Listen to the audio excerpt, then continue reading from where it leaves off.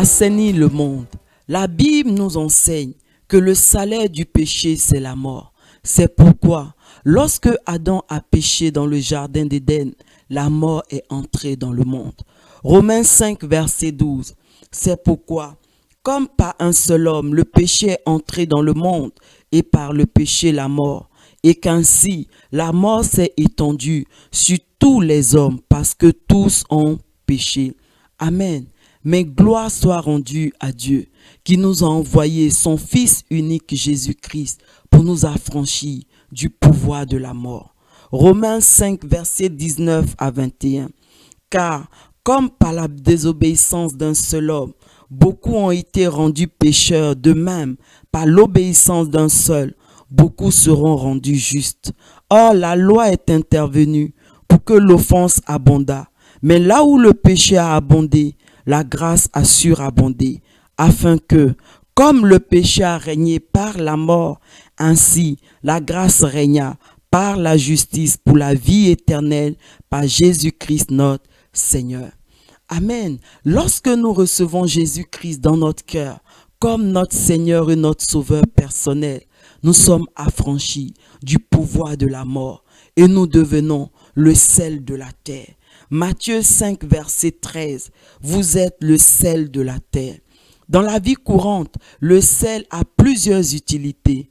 Notamment, il sert à conserver les aliments en bon état. Il sert à donner de la saveur au repas. En tant que sel de la terre, c'est également notre mission. Donner de la saveur à ce monde et conserver ce monde saint pour notre Seigneur Jésus. Aujourd'hui, plus que jamais, il est urgent pour nous d'accomplir cette mission dans un monde de plus en plus perverti et rebelle à Dieu. Suivons maintenant le prophète Élisée dans le livre de 2 Rois 2, le verset 19 au verset 22, pour mieux visualiser cette mission. 2 Rois 2, verset 19 au verset 22. Les gens de la ville dirent à Élisée, « Voici, le séjour de la ville est bon, comme le voit mon Seigneur, mais les eaux sont mauvaises et le pays est stérile. » Il dit, « Apportez-moi un plat neuf et mettez-y du sel. » Et ils le lui apportèrent. Il alla vers la source des eaux et il y jeta du sel et dit, « Ainsi parle l'Éternel, j'assainis ces eaux. Il n'en proviendra plus ni mort ni stérilité. » Et les eaux furent assainies jusqu'à ce jour, selon la parole qu'Élisée avait prononcée. Amen. Ces versets nous racontent que les eaux de la ville de Jéricho étaient mauvaises.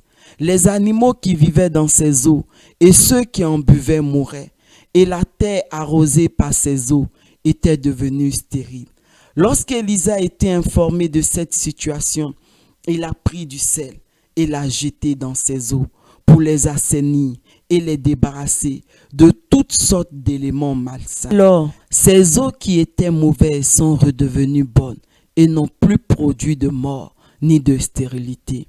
De même, Dieu nous a suscités à dessein pour être le sel de ce monde, pour poursuivre l'œuvre de Jésus d'affranchir ce monde de la mort, c'est-à-dire pour l'assainir en le débarrassant de toutes sortes de perversités et de rébellion à Dieu. Bref, nous devons faire de ce monde le lieu où Dieu prend plaisir à demeurer.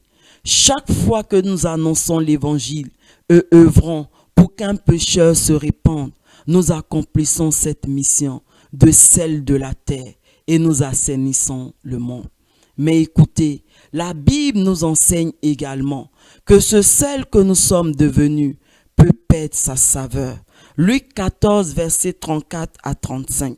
Le sel est une bonne chose, mais si le sel perd sa saveur, avec quoi l'assaisonnera-t-on? Il n'est bon ni pour la terre, ni pour le fumier. On le jette dehors. Que celui qui a des oreilles pour entendre, entende. On peut également relire Matthieu 5, verset 13. Vous êtes le sel de la terre. Mais si le sel perd sa saveur, avec quoi la lui rendra-t-on? Il ne sert plus qu'à être jeté dehors et foulé aux pieds par les hommes. Écoutez, lorsque nous ne marchons plus selon la parole de Dieu, lorsque nous désobéissons à Dieu, Le sel que nous étions perd sa saveur, qu'il est difficile de retrouver à nouveau. Il n'est donc plus en mesure d'accomplir sa mission. Il ne sert donc plus à rien. Il est donc jeté dans le monde qu'il était chargé d'assainir. Et là, il éprouvera d'énormes difficultés. Mais parce que Dieu nous aime et que son désir, c'est que nous puissions accomplir parfaitement notre mission de celle de la terre, il nous communique sa puissance, le Saint-Esprit, pour nous aider.